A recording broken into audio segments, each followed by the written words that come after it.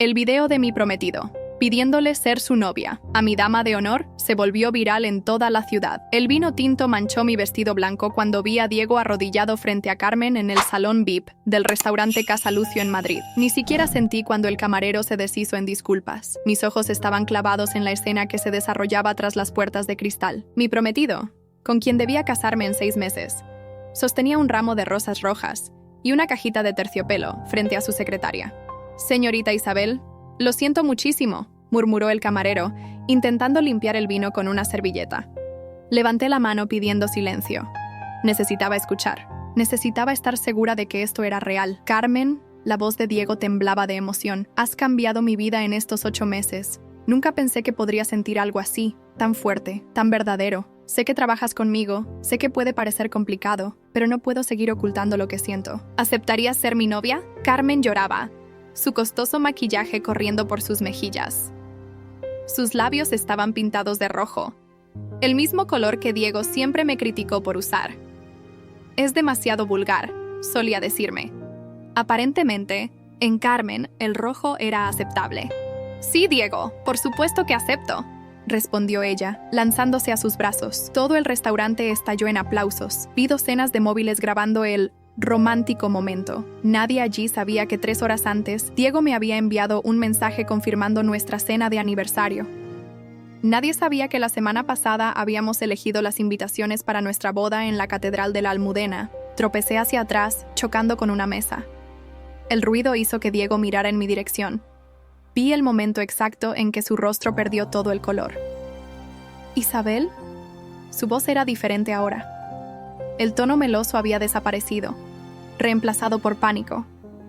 Carmen se giró, todavía sonriendo, hasta que me reconoció, que me conocía bien. Después de todo, hace solo 2 días me había ayudado a elegir mi vestido de novia en rosa clara. «Como tu dama de honor», había dicho, «necesito asegurarme de que todo sea perfecto». El silencio se apoderó del salón. Los móviles, que antes grababan la romántica propuesta, ahora registraban mi humillación. Reconocí rostros conocidos entre los presentes, clientes de la constructora, amigos en común, incluso algunos proveedores del exclusivo barrio de Salamanca. «No es lo que piensas», comenzó Diego, levantándose torpemente. «Puedo explicarlo». Solté una risa sin humor. «¿Explicar? ¿Qué exactamente vas a explicar? Diego, ¿cómo planeaste esta pedida de noviazgo justo el día de nuestro aniversario? ¿En el restaurante donde me pediste matrimonio?». Carmen intentó acercarse. «Isabel, perdóname, yo no te atrevas», la corté, mi voz más firme de lo que creí posible en ese momento. «No te atrevas a pedir perdón mientras llevas el collar que te regalé por tu cumpleaños el mes pasado». Los murmullos alrededor aumentaron. Diego intentó sostener mi brazo, pero me aparté. El anillo de compromiso que me había dado hace 3 años pesaba en mi dedo como plomo.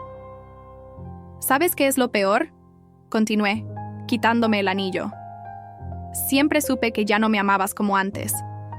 Pero pensé que al menos tendrías respeto por nuestra historia, por nuestros 8 años juntos. Isabel, hablemos en privado», Diego suplicó, mirando nerviosamente los móviles que nos grababan. «¿Ahora quieres privacidad? ¿Después de montar todo este circo?». Arrojé el anillo en su dirección.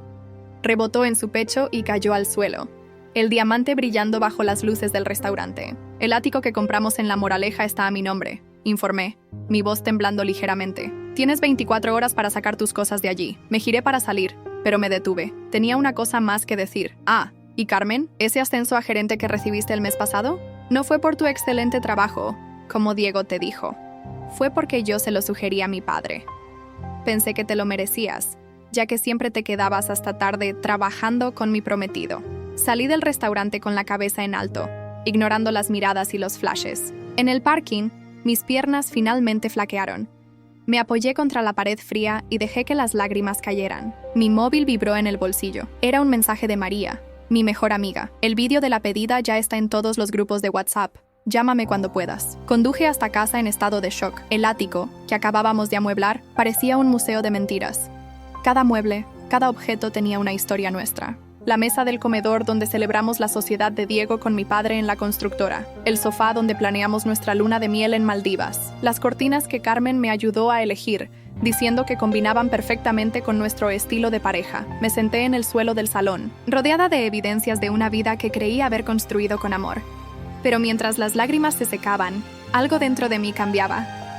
Recordé todas las noches en que Diego llegaba tarde, oliendo al mismo perfume que Carmen usaba, las veces que los sorprendí en conversaciones susurradas, que paraban abruptamente cuando me acercaba. Tomé mi móvil y llamé a la única persona que podía ayudarme ahora. «Papá, perdona por llamar a esta hora». Mi voz estaba ronca. ¿Recuerdas aquellas irregularidades que sospechabas en la gestión de Diego? Creo que descubrí algo que necesitas saber. Al otro lado de la línea, mi padre suspiró pesadamente. «Ven a casa ahora, hija. Creo que también tengo algunas cosas que contarte sobre tu prometido». Mientras conducía hacia la casa de mis padres en La Moraleja, una certeza se formaba en mi mente. Diego lo había planeado todo: la traición, la humillación pública, probablemente incluso el momento en que los descubriría. Pero había cometido un error crucial. Subestimó cuánto sabía yo sobre sus negocios turbios en la constructora. Si quería atención pública, yo me aseguraría de que la recibiera, solo que no de la forma que imaginó. La mansión de mis padres nunca me había parecido tan imponente como aquella noche. Mientras el guardia abría la verja de La Moraleja, noté que el Mercedes de mi hermano Antonio también estaba aparcado. Algo me decía que esta no sería una simple conversación familiar. «Isabel», mi madre me abrazó en cuanto entré. Sus ojos estaban rojos. «Ya vimos el vídeo. ¿Por qué no nos dijiste que sospechabas algo?» ¿Qué iba a decir? ¿Mamá? ¿Que mi prometido y mi dama de honor me veían la cara de idiota? ¿Que toda Madrid lo sabía menos yo? Mi padre estaba en su despacho, con Antonio. Cuando entré, ambos estaban inclinados sobre el ordenador, revisando documentos. Mi hermano, director financiero de la constructora, tenía esa expresión que solo ponía cuando descubría irregularidades graves. «Siéntate, Isabel». Mi padre señaló el sillón de cuero. «Lo que vamos a mostrarte no es fácil de digerir». Antonio giró la pantalla hacia mí. ¿Recuerdas el proyecto Marina Valencia? ¿El complejo de lujo que Diego estaba supervisando? Asentí. Claro que lo recordaba. Diego había pasado los últimos 6 meses viajando constantemente a Valencia por ese proyecto, siempre con Carmen, su eficiente secretaria. Pues resulta que nuestro querido Diego ha estado desviando fondos. Antonio empezó a mostrar transferencias. Millones de euros que supuestamente iban a proveedores fantasma. Y adivina quién firmaba como testigo en todas las transacciones. «Carmen», susurré, las piezas encajando en mi mente. Exacto, pero eso no es lo peor. Mi padre se quitó las gafas, frotándose los ojos con cansancio. El dinero no desaparecía. Iba a una cuenta en Andorra, a nombre de una empresa que curiosamente se constituyó el mismo día que te pidió matrimonio, hace 3 años. Mi estómago se revolvió. «¿Qué estás diciendo, papá?» «Tu boda, hija. Era parte del plan». Diego necesitaba asegurar su posición en la empresa, y qué mejor manera que casándose con la hija del dueño. Las lágrimas volvieron a mis ojos, pero esta vez de rabia. 3 años de compromiso. 3 años planificando una vida juntos. Todo había sido una farsa. «Hay más», Antonio continuó. «Carmen no es una simple secretaria. Es sobrina de Joaquín Mendoza». El nombre me golpeó como una bofetada. Joaquín Mendoza, el mayor competidor de la constructora de mi padre, conocido por sus tácticas agresivas y poco éticas. El plan era simple. Mi padre explicó. Después de la boda, Diego tendría acceso total a las cuentas de la empresa. Carmen, como su eficiente secretaria, ya estaba posicionada estratégicamente. En cuestión de meses, habrían vaciado las cuentas y transferido información privilegiada a Mendoza.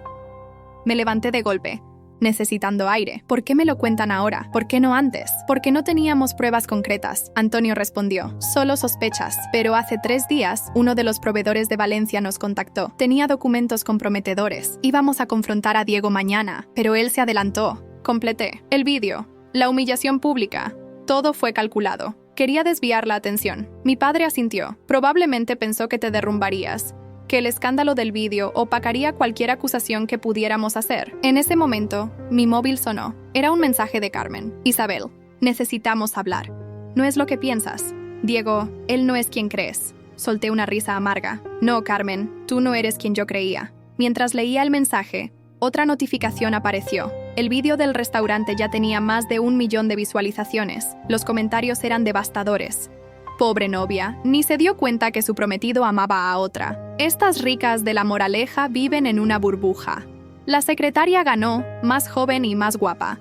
¿Qué vamos a hacer?», pregunté, mi voz temblando de rabia. Antonio sonrió por primera vez en la noche. «¿Recuerdas tu especialización en derecho corporativo? Creo que es hora de ponerla en práctica». Mi padre sacó una carpeta de su caja fuerte. «Estos son todos los documentos originales del proyecto Valencia. Transferencias, contratos, correos electrónicos, todo. Diego no sabe que tenemos copias». «Y hay algo más», Antonio añadió. Carmen cometió un error.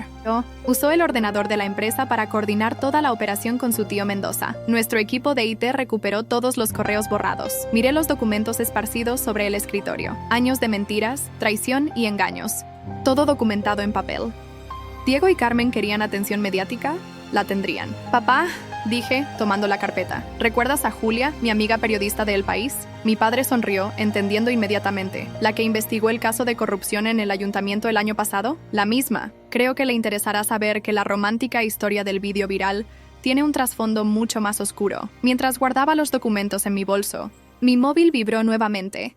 Era un mensaje de Diego. Bebé, por favor, necesitamos hablar. Todo tiene una explicación. Te amo. Siempre has sido tú. Lo bloqueé sin responder. Diego creía que me conocía, que podía manipularme.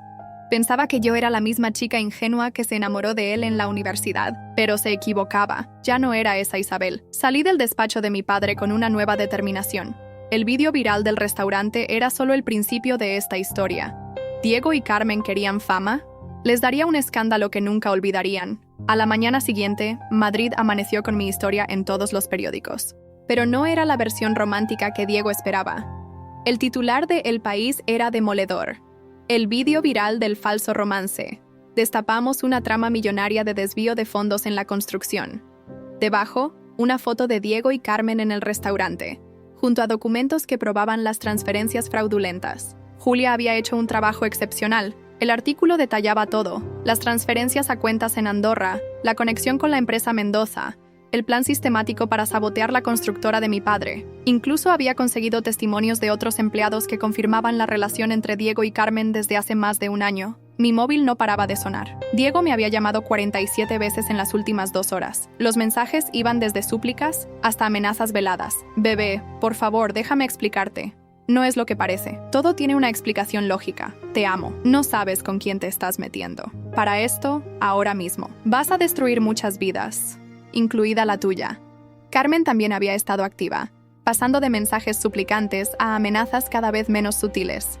Isabel, siempre fuiste como una hermana para mí. Hablemos. No entiendes lo que está en juego aquí. Si sigues con esto, habrá consecuencias. Pero el mensaje que más me interesó fue de Lucía, la exesposa de Joaquín Mendoza. Lo leí varias veces, sintiendo que algo importante estaba a punto de revelarse. Isabel, necesitamos hablar urgentemente.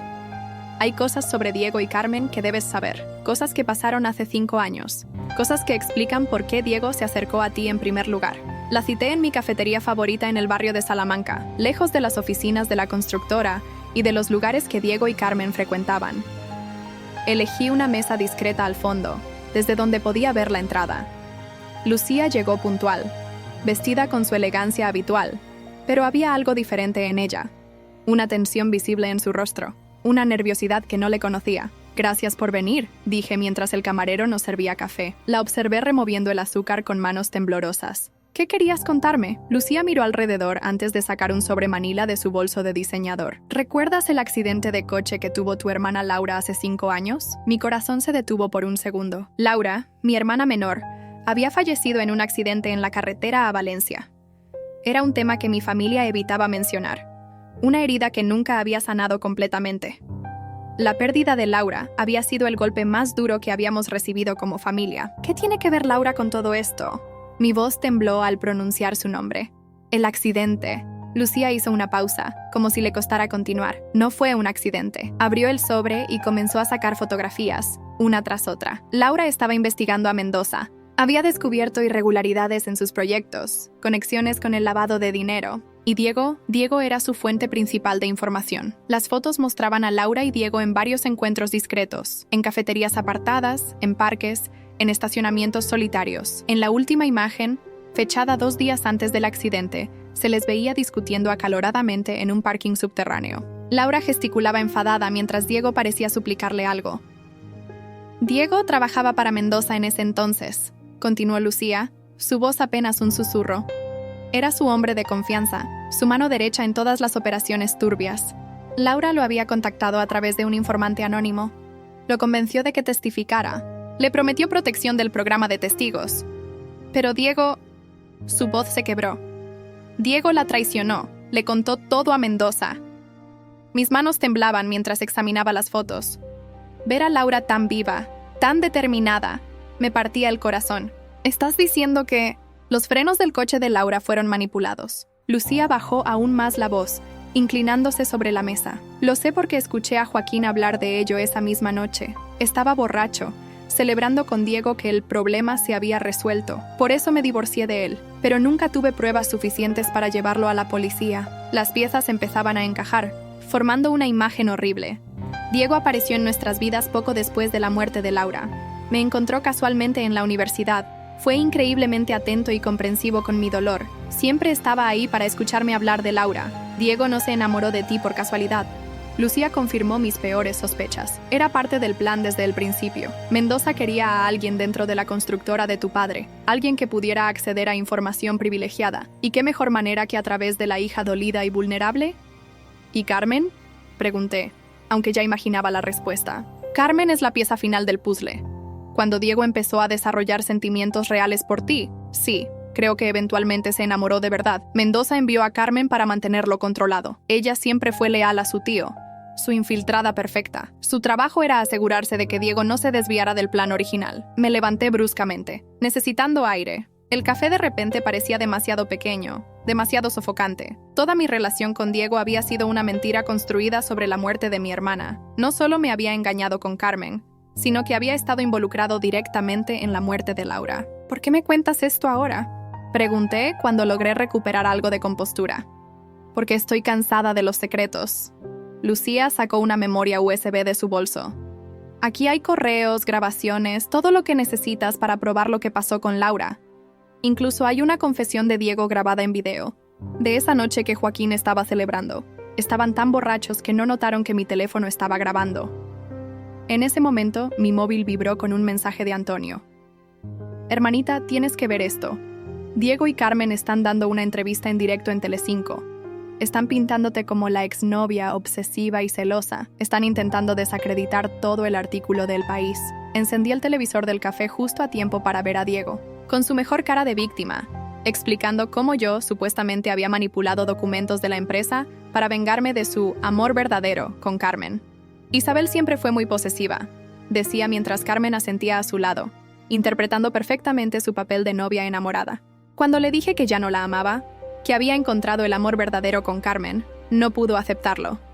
Estas acusaciones de fraude son completamente falsas, un intento desesperado de venganza. La presentadora, claramente cautivada por la historia de amor prohibido, les daba todo el espacio para pintarme como la villana despechada. El público en el plató aplaudía cada vez que Diego o Carmen mencionaban su amor verdadero. ¿Sabes qué es lo más gracioso?, dije a Lucía mientras veía la entrevista. Creen que pueden ganar esta batalla en los medios, que pueden enterrar la verdad sobre Laura, sobre el fraude, sobre todo, bajo una historia de amor de telenovela. Tomé la memoria USB y las fotos, guardándolas cuidadosamente en mi bolso. Era hora de que Madrid conociera la verdadera historia, no solo el fraude empresarial, sino todo, la muerte de Laura, la manipulación, los años de engaños. Te voy a dar una exclusiva mejor, le escribí a Julia. Prepárate para la verdadera bomba.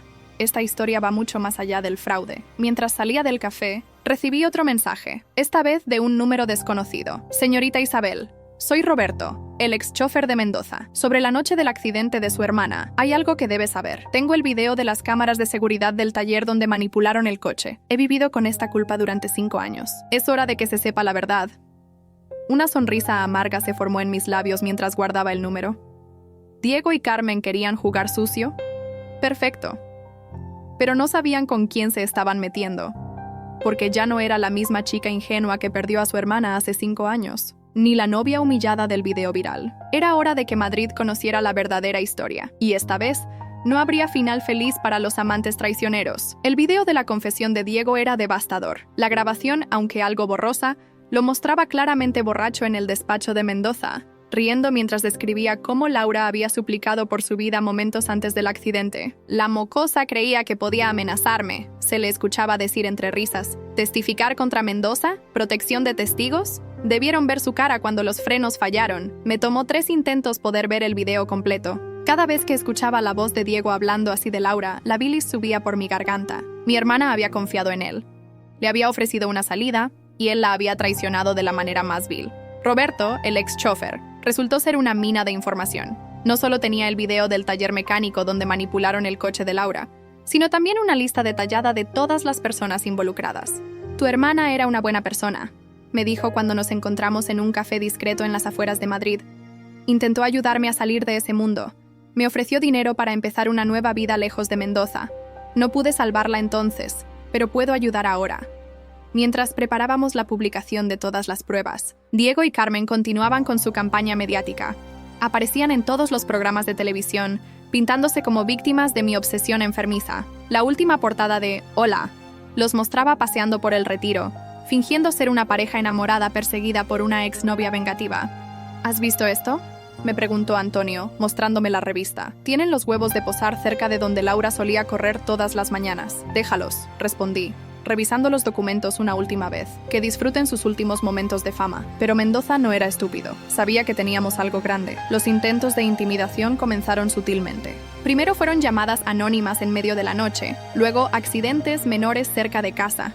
Una mañana encontré los neumáticos de mi coche rajados, con una nota que decía: algunas historias es mejor no contarlas. La gota que colmó el vaso fue cuando intentaron atacar a Lucía.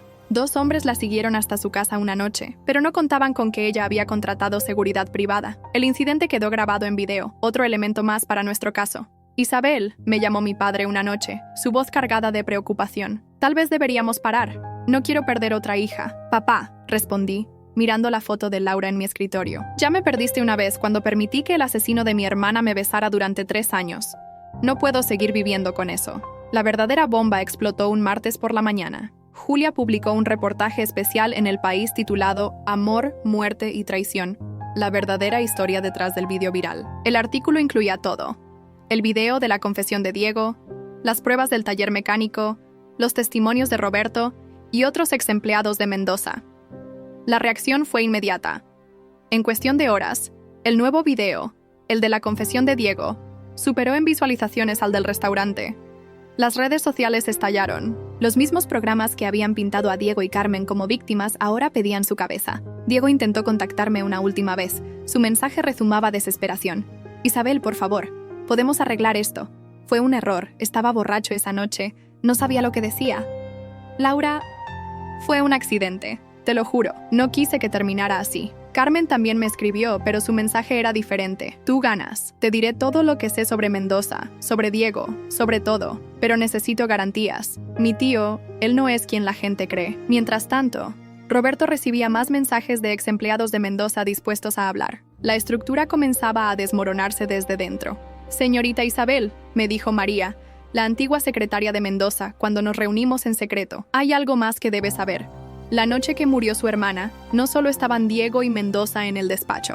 Carmen también estaba allí. De hecho, fue ella quien sugirió usar los frenos. La revelación me golpeó como un puñetazo. Carmen no era solo la sobrina obediente de Mendoza o la amante de Diego. Era una pieza clave en todo el esquema, incluso en la muerte de Laura. Esa noche, mientras revisaba todas las pruebas con mi equipo legal, recibí una llamada de un número desconocido.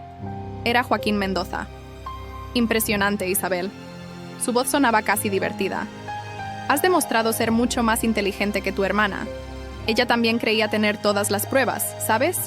Hasta que tuvo su desafortunado accidente. ¿Es una amenaza, Joaquín? No, querida. Es una invitación. Ven a verme mañana a las 9 en mi oficina, sola. Tengo algo que mostrarte sobre la noche que Laura murió. Algo que cambiará todo lo que crees saber. Colgué sin responder, pero sabía que iría, no por miedo a sus amenazas, sino porque después de 5 años, finalmente estaba cerca de conocer toda la verdad sobre la muerte de mi hermana. Lo que no sabía era que esa reunión revelaría un secreto aún más oscuro, uno que conectaba a Laura, Diego y Carmen de una manera que nadie podía imaginar. Un secreto que había permanecido oculto en una caja fuerte en el despacho de Mendoza durante 5 años, esperando el momento perfecto para salir a la luz. Las oficinas de Mendoza en la Torre Picasso eran exactamente como Laura las había descrito en sus notas. Frías, ostentosas, diseñadas para intimidar. Mientras el ascensor subía al piso 42, recordé la última conversación que tuve con Antonio esa mañana. Es una trampa, había insistido mi hermano. Déjame ir contigo, al menos. No, respondí, guardando una pequeña grabadora en mi bolso. Necesito hacer esto sola, por Laura.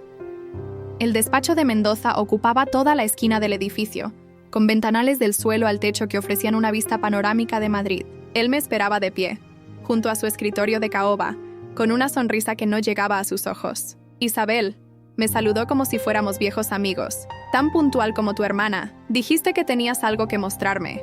Corté directo. No había venido a intercambiar cortesías.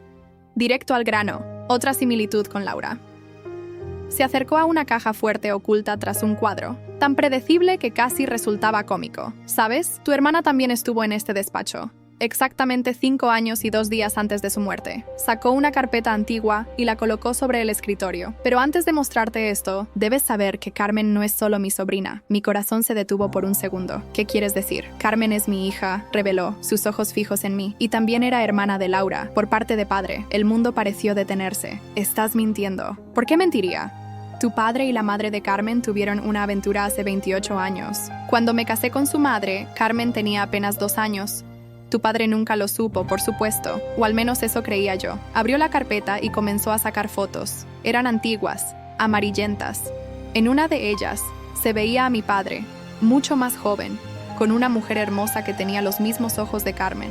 Laura lo descubrió, continuó Mendoza. No estaba investigando fraudes empresariales cuando vino a mí. Estaba siguiendo el rastro de su hermana perdida. Encontró los documentos de adopción, las transferencias bancarias que tu padre hacía a la madre de Carmen. Mi cabeza daba vueltas. Si esto es verdad, ¿por qué matarla? Yo no la maté. Mendoza se sirvió un whisky. Laura amenazó con contarle todo a Carmen, destruir la vida que habíamos construido. Le ofrecí dinero para callar, pero era terca, como tú. Diego, comencé a decir. Diego no sabía nada de esto cuando empezó a trabajar para mí. Se enamoró genuinamente de ti al principio, pero cuando descubrió la verdad sobre Carmen, sobre tu padre, bueno, digamos que sus lealtades cambiaron. ¿Y Carmen? ¿Ella sabe que tu padre es su padre biológico? No. Y planeo mantenerlo así, a menos que... En ese momento, la puerta del despacho se abrió de golpe. Carmen entró, pálida como un fantasma. ¿A menos que qué, tío? Su voz temblaba. O debería decir padrastro. Detrás de ella, Diego entró también, pero algo había cambiado en él. Ya no tenía esa arrogancia característica. Parecía asustado. Lo escuché todo, dijo Carmen, lágrimas corriendo por sus mejillas. El audio en vivo que Isabel está transmitiendo ahora mismo a la policía. Mendoza se giró hacia mí, furioso. La grabadora en mi bolso seguía funcionando, transmitiendo todo en directo a Julia y al equipo legal. ¡Estúpida!, gruñó, avanzando hacia mí. Igual que tu hermana. No sabes cuándo parar. Al contrario, respondí, retrocediendo hacia la puerta. Sé exactamente cuándo empezar. Las sirenas de policía comenzaron a sonar en la calle. Diego, sorprendentemente, se interpuso entre Mendoza y yo. Se acabó, dijo. No más mentiras. No más muertes. Carmen se acercó a mí, temblando. ¿Es verdad? ¿Laura era mi hermana? Medio hermana, corregí suavemente. Y murió intentando encontrarte, intentando protegerte. ¿Protegerme? ¿De qué? En ese momento Mendoza sacó algo de su escritorio.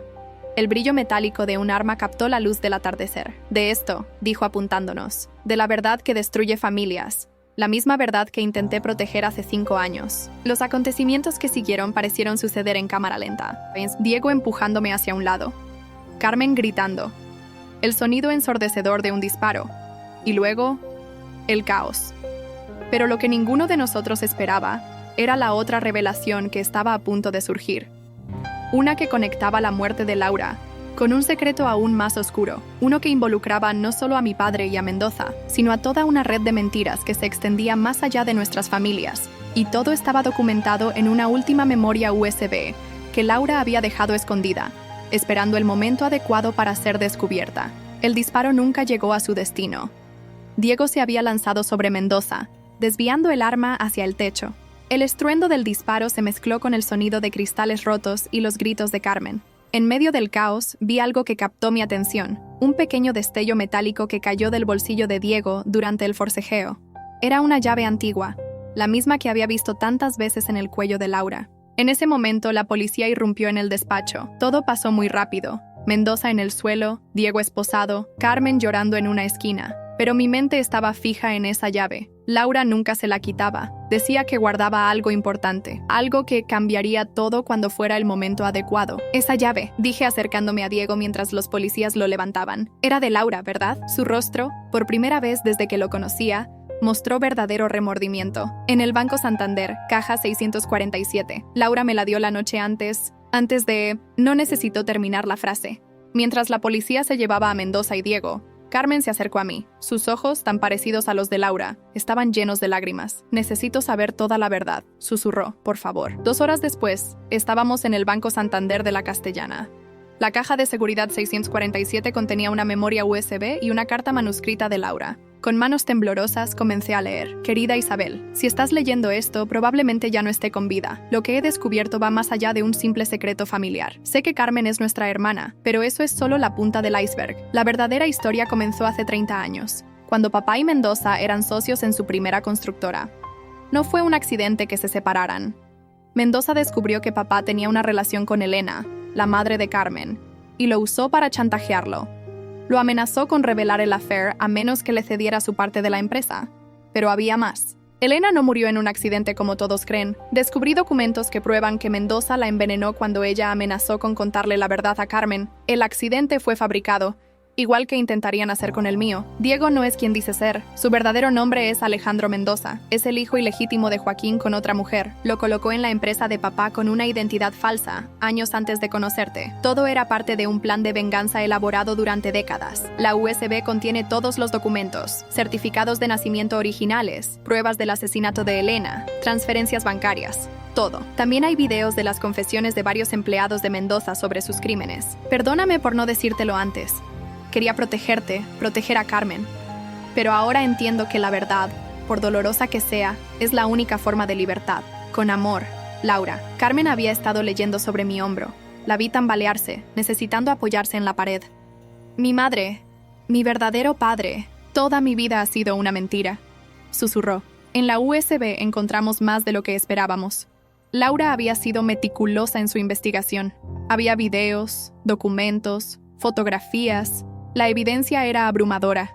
Entre los archivos, encontramos algo especialmente impactante.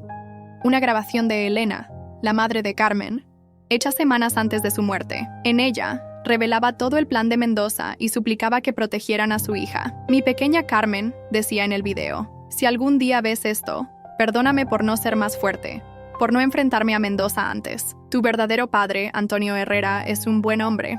Mendoza me amenazó con matarte si le contaba la verdad a alguien, pero no puedo seguir viviendo con esta mentira. El video terminaba abruptamente. 3 días después de grabarlo, Elena había accidentalmente ingerido una dosis letal de medicamentos. Los días siguientes fueron un torbellino de acontecimientos. La prensa se volvió loca con las revelaciones. El video viral del restaurante quedó olvidado ante el peso de la verdadera historia. Diego, o mejor dicho, Alejandro, confesó todo. Había sido enviado por su padre para infiltrarse en nuestras vidas, pero algo había salido mal. Se había enamorado realmente de mí. Cuando descubrió que Carmen era mi media hermana, intentó alejarla, protegerla de los planes de Mendoza. Su romance con ella había sido un intento desesperado de mantenerla cerca y a salvo. Nunca quise que Laura muriera, confesó durante el juicio. Intenté advertirle, pero ella era obstinada. Cuando le dije que Mendoza había ordenado sabotear su coche, no me creyó. Pensó que podía manejarlo sola. Carmen también testificó, revelando años de manipulación psicológica por parte de Mendoza. Su testimonio fue crucial para la condena. Mendoza fue sentenciado a 30 años de prisión por el asesinato de Elena, la muerte de Laura y múltiples cargos de fraude y extorsión. Diego Alejandro recibió una sentencia menor por su cooperación con la justicia. Mi padre organizó una ceremonia privada en memoria de Laura. Allí, finalmente pudo abrazar a Carmen como su hija. Fue un momento agridulce, ver a mi padre y mi media hermana juntos, sabiendo que Laura había muerto intentando hacer posible ese encuentro. Laura estaría orgullosa, me dijo Carmen mientras observábamos la puesta de sol desde el jardín de la casa familiar. De ti, de cómo luchaste por la verdad. De nosotras, corregí. Es lo que ella quería, que nos encontráramos, que fuéramos familia. Meses después, mientras ordenaba las últimas pertenencias de Laura, encontré una nota final, escondida en su viejo diario. A veces el amor más verdadero no es el romántico, sino el que nos impulsa a luchar por la justicia, por la verdad, por la familia, no importa cuánto duela. La verdad siempre encuentra su camino hacia la luz. El video viral que había comenzado todo parecía ahora tan lejano, tan insignificante. Diego Alejandro me escribió una última carta desde prisión. Lamento haberte usado para llegar a tu familia. Lamento no haber sido más valiente, no haber enfrentado a mi padre antes. Pero sobre todo, lamento no haber valorado el amor verdadero cuando lo tuve. Cuida a Carmen. Es la hermana que siempre quisiste tener, la que Laura quiso proteger.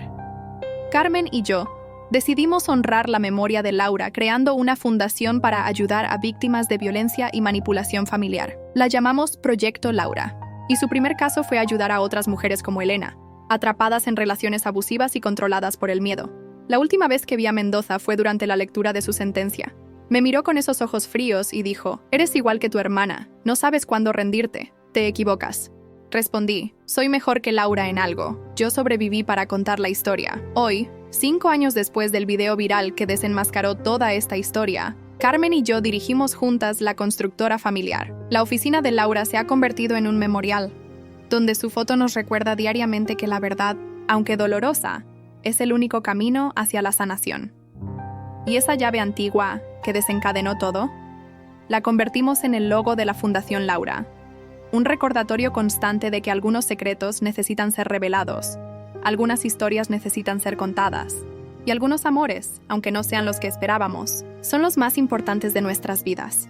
El video viral de mi prometido pidiendo ser novio de mi dama de honor resultó ser solo el principio de una historia mucho más profunda.